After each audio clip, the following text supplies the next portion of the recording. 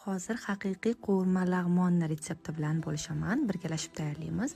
Lahm go'sht yoki qiymadan foydalanamiz. Tovaga yog'ni solib, men ustiga qiyma soldim-da, yaxshilab qovurib, seldirni shoxlarini to'g'rab qo'shdim.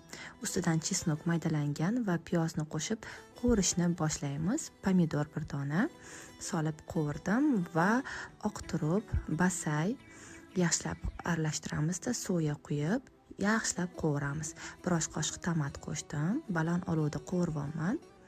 Mana yaxshilab qovurilgandan so'ng tuz va kashnich urug'ini solib yaxshilab qovuramiz. Shuni o'zi yetarli. 3 xil bolgarskiylarni katta-katta to'g'raymiz va seldir barglari, bir osh qoshiqcha soya yaxshilab bitta qovurib tayyor qilamiz. Gazni o'chirdim va boshqa tovaga yog' solib, bir osh qoshiq tomatni qovurishni boshladim-da, tayyor lag'monni xamirdan foydalandim. Yaxshilab baland olovda qizartirib qovurib olamizda, nachinkamiz bilan aralashtiramiz. Shundan qangi zo'r chiqadi. Ustiga quymog'ini unutmang.